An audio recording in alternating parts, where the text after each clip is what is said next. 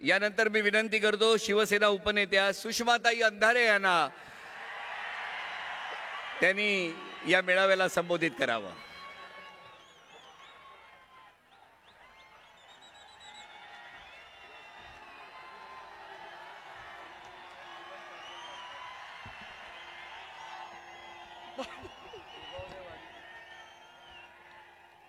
सन्माननीय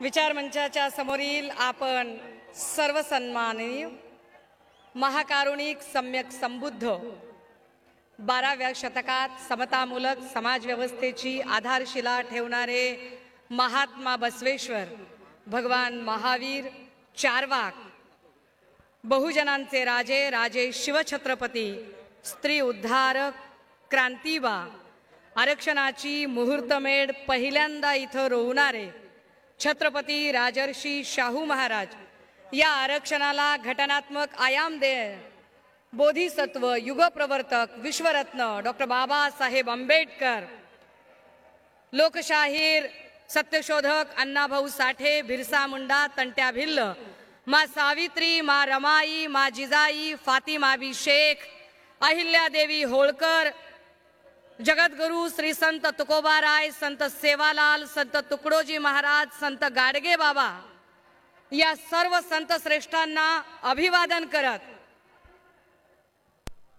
ज्यांनी रक्ताचं पाणी करून आणि हाडाचं काळं करून ही शिवसेना मराठी माणसाच्या हितासाठी घडवली, वाढवली, त्या वंदनीय बाळासाहेबांच्या आशीर्वादाने आणि त्यांच्याच विचारांवर चालणाऱ्या सन्माननीय पक्षप्रमुख उद्धव साहेबांच्या आदेशाने मी आपल्या सगळ्यांच्या समोर आज उभी आहे. आपल्या सगळ्यांना आज अशोका विजयादशमी, धम्मचक्र प्रवर्तन दिन तथा दसऱ्याच्या मनपूर्वक लक्ष शुभेच्छा. मंडळी, मी काहीही बोलण्याच्या आधी 2 ओळी इथे सांगितल्या पाहिजेत. हो कहीं पीड़ पर्वत सी पिघलनी चाहिए, हो कहीं पीड़ पर्वत सी पिघलनी चाहिए, इस हिमालय से फिर से नई गंगा निकलनी चाहिए. अब तो दीवार भी पर्दों की तरह हिलने लगी है, शर्त है कि बुनियाद हिलनी चाहिए. हर गांव, हर नगर, हर डगर, हर शहर, हर गांव, हर नगर, हर शहर, हर डगर, लाश भी हाथ लहराती निकलनी चाहिए. सिर्फ हंगामा खड़ा करना मेरा मकसद नहीं है, मेरी कोशिश है कि ये सूरत बदलनी चाहिए, ये सूरत बदलनी चाहिए. दादा हो, मागच्या दीड महिन्यापासून मी सातत्यानं एक भूमिका मांडते आणि भूमिका मांडते ती महाराष्ट्राच्या हिताची, महाराष्ट्रातल्या तरुणाईच्या हिताची. हा महाराष्ट्र ड्रग्ज मुक्त झाला पाहिजे, हा महाराष्ट्र नशामुक्त झाला पाहिजे. आज विजयादशमीचा दिवस आहे आणि आजच्याच दिवशी सद्गुणांनी दुर्गुणांवर मात करण्याचा दिवस म्हणून एक संकल्प करण्यासाठी म्हणून मी उभी आहे. महाराष्ट्राचा उडता पंजाब होऊ नये ही अपेक्षा घेऊन आम्ही सातत्यानं एक भूमिका मांडण्याचा प्रयत्न करत आहोत. पण काय परिस्थिती आहे, मी आपल्याला जरा आकडेवारी आधी सांगितली पाहिजे आणि पुन्हा बोललो पाहिजे. 10 ऑक्टोबरला नाशिकमध्ये 300 कोटीचा एमडी ड्रगचा साठा सापडला. 16 ऑक्टोबरला सोलापूरमध्ये 16 कोटीचा एमडी ड्रगचा साठा सापडला. 19 ऑक्टोबरला मुंबईमध्ये 71 कोटीचं कोकेन जप्त केलं गेलं. 22 ऑक्टोबरला संभाजीनगरमध्ये 500 कोटीचं कोकेन जप्त केलं गेलं. 23 ऑक्टोबरला मोखाडा जिल्हा पालघर मध्ये पुन्हा ड्रगचा कारखाना सापडला. आता येताना एक बातमी बघितली की ड्रगचा नष्ट करण्यासाठी मुळा नदीच्या पात्रातच सोडण्याचा प्रयत्न झाला. काय ड्रगची परिस्थिती आहे. मी जेव्हा हे सगळं बोलते त्यावेळेला महाराष्ट्रातल्या कुठल्याही लेकीला, बहिणीला, आईला, पत्नीला, जिला जिला वाटतं की आपल्या घरामध्ये व्यसन नसलं पाहिजे, आपला भाऊ, आपला नवरा, आपला बाप कुठल्याही व्यसनाच्या अधीन नाही गेला पाहिजे, व्यसनामुळे कुठलाही कुटुंब उद्ध्वस्त नाही झालं पाहिजे, तो प्रत्येक जण माझ्या भूमिकेशी सहमत असेल, तो प्रत्येक जण ही भूमिका मान्य करेल. काय भूमिका मांडतोय आम्ही? आम्ही साधी भूमिका मांडली की अरे दादा, अरे नाशिकला जर एवढा शेकडो कोटीचा ड्रग सापडतो तर नाशिकचा पालकमंत्री काय गोट्या खेळत होता का? आम्ही भूमिका मांडतोय, आम्ही भूमिका मांडतोय की एक्साईजचा मंत्री काय करतो, काय चाललेलं असतं पुण्यातल्या एसपीच. आणि हे सगळे प्रश्न विचारले की मंत्री धमकावतात, घाबरवतात आणि म्हणतात काय, आम्ही तुमच्यावर अब्रू नुकसानीचा दावा करू, आम्ही नोटीशी पाठवू, आम्ही हे करू, आम्ही ते करू. मी माध्यमांच्या समोर सांगितलं पाहिजे, 10 दिवसापासून मला नोटीस पाठवली म्हणणारे लोक अंधारातून माझ्याशी मांडिवली करण्याची भाषा करतात. नावं घ्यायची आहेत का?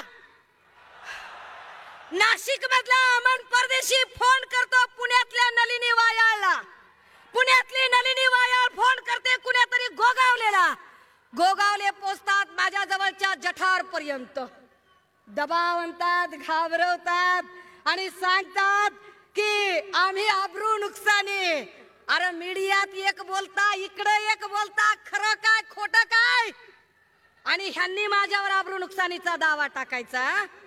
ह्यांनी महाराष्ट्राच्या अब्रूची ज्यांना चाड नाही त्यांनी, अरे वाया सुरत गुवाहाटी जाताना कुठं होती महाराष्ट्राची अब्रू, कुठं टांगली होती? हा, अरे या बीड जिल्ह्यामध्ये आष्टी वाळुंजला एका पारधी समूहातल्या मायमाऊलीच्या पदराला हात घालताना तिच्या अब्रूची किंमत तुम्हाला काहीच वाटली नाही का? तुम्ही सांगणार अब्रू बद्दल? आमच्या गावाकडे एक म्हण आहे दादा हो, मला नाही आबरून मी कशाला घाबरू. अरे ह्यांना आबरू असेल तर हे बोलतील ना, आणि मग आबरू नुकसानीचे दावे टाकतील ना. बरं त्यातूनही पुढे मग हे धमकावत राहतात. मी प्रश्न विचारते गृहमंत्र्यांना, तर गृहमंत्री देवेंद्रजी पुन्हा दटावतात आणि ते असं सांगतात की आवाज बंद होतील, याव करेन त्याव करेन, मुखवटे बाहेर येतील, ललित पाटील कुणाचा होता? अरे वा, अहो गृहमंत्री साहेब तुम्हाला प्रश्न काय विचारलाय आम्ही? अहो आमच्या पक्षातल्या माणसांवर पण तुम्ही खोटे नाटे गुन्हे करून टाकलंच की त्यांना आत. मग ललित पाटील आमचा होता अशी मखलाशी करत लपवताय कुणाला? तो आमच्या संघटनेचा पदाधिकारी कधीच नव्हता, कुठल्याच वेळेला नव्हता. पण गृहमंत्री महोदय देवेंद्र फडणवीस साहेब कायद्याच्या चौकटीत राहून तुम्हाला प्रश्न विचारलाय आणि तुम्ही त्या प्रश्नाला सगळ्या पत्रकार परिषदेत बगल दिली. शिवतीर्थावरून पुन्हा तुम्हाला प्रश्न विचारते की गृहमंत्री म्हणून ललित पाटीलला गेली 9 महिने असा कोणता आजार होता म्हणून तुम्ही त्याला दवाखान्यात ठेवला? माझ्या माहितीप्रमाणे बाईचं गरोदरपण सोडलं, बाईचं गरोदरपण सोडलं तर 9 महिने कुठल्याच गोष्टीला लागत नाहीत. तुम्ही कशासाठी 9 महिने वेळ घेतला? कारागृह अधीक्षिका स्वाती साठे यांनी कुणाच्या सांगण्यावरून त्याला पाठवला होता? मेडिकल सुप्रिंटेंडेंट अजय टावरे त्यावेळेला काय करत होता? अजय टावरे मेडिकल सुप्रिंटेंडेंट हा किडनी रॅकेटचा प्रमुख आरोपी, हा तिथे काय करत होता? माझ्याकडे माहितीचा साठा आहे, बात निकलेगी तो दूर तलक जाएगी. मी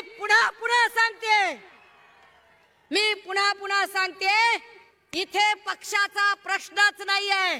पक्ष, संघटना, जात, धर्म हे सगळं बाजूला ठेवा, पण महाराष्ट्रातला तरुण व्यसनाधीन झाला नाही पाहिजे ही भूमिका आम्ही घेतोय.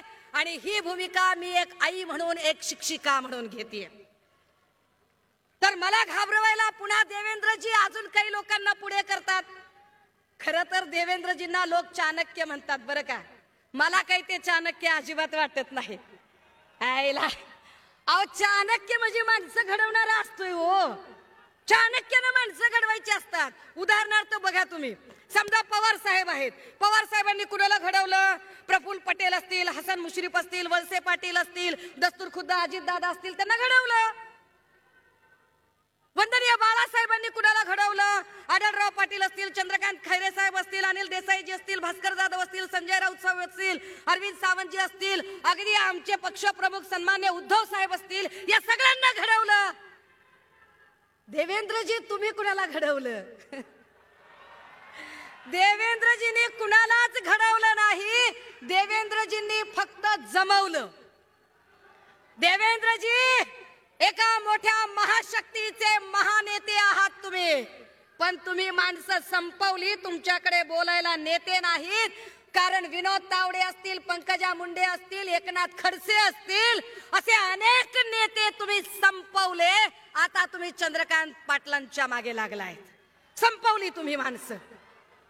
ते देवेंद्रजी, मला तुम्हाला अजून एक प्रश्न देवेंद्र साहेब विचारायचा आहे. अहो तुमची एवढी मोठी महाशक्ती आहे, तुमचं संघटन फार मोठं आहे, दिल्ली पासून गल्ली पर्यंत तुमचीच सत्ता आहे. तुमच्याकडे जिल्हा आघाडी, महिला आघाडी, युवा आघाडी, 12 भानगडी, बूथ प्रमुख, पन्ना प्रमुख, सगळं सगळं सगळं आहे. भाऊ, अहो देवा भाऊ, सगळं जर तुमच्याकडे एवढं आहे तरी बी शिवसेनेतून, राष्ट्रवादीतून उचलेगिरी कशापायी करतायत ते सांगा. का करताय? जर तुमचा एवढा मोठा पक्ष, एवढी मोठी संघटना आहे, तर आमच्याकडचा रेडीमेड होलसेलचा माल तुम्ही उचलता. तुम्ही कसले चाणक्य. पण असो, मला घाबरवण्यासाठी मग देवेंद्र भाऊंनी, नेते तर बोलायला नाहीत त्यांच्याकडे, कारण त्यांनी ते संपवले. मग त्यांनी त्यांची बार्किंग ब्रिगेड काढली. ही बार्किंग ब्रिगेड फार भारी आहे. हे असे छो म्हणले की उभे राहतात.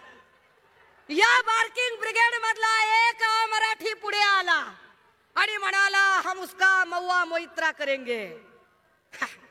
अरे मला सन्मान वाटला मला महुआ मोइत्रा म्हणल्यावर.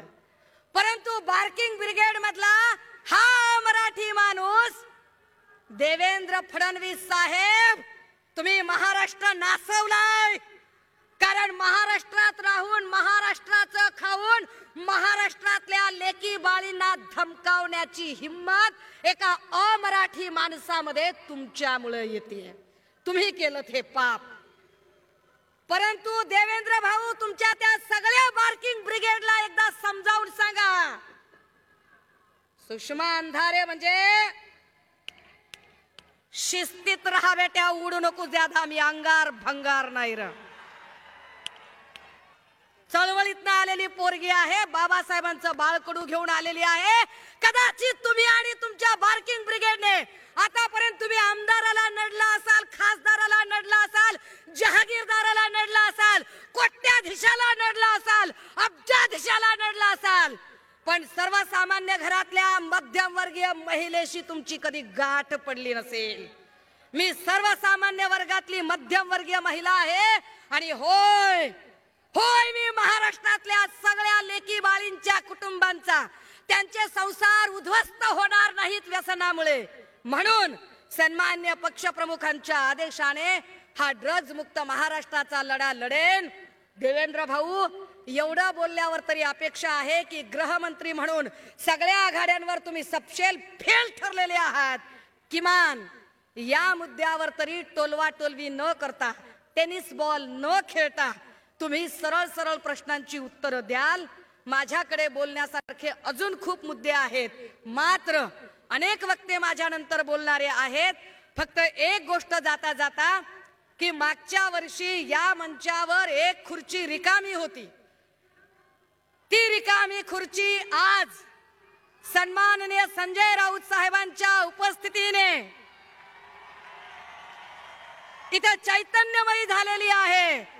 दादा हो, मागच्या वर्षी आपण राऊत साहेबांच्या आठवणीत गमचे विरकावले होते, गमचे. आज राऊत साहेब असताना एकदा दाखवूया ही राऊत साहेबांच्यासाठी आपण काय आहोत ते. निष्ठेचा वस्तुपाठ असणाऱ्या सन्मान्य संजय राऊत साहेब आणि सन्मान्य पक्षप्रमुख हे सगळेच आमचे आदर्श आहेत. थांबते, रजा घेते. जय महाराष्ट्र, जय भीम. धन्यवाद ताई. बोला भारत माता की.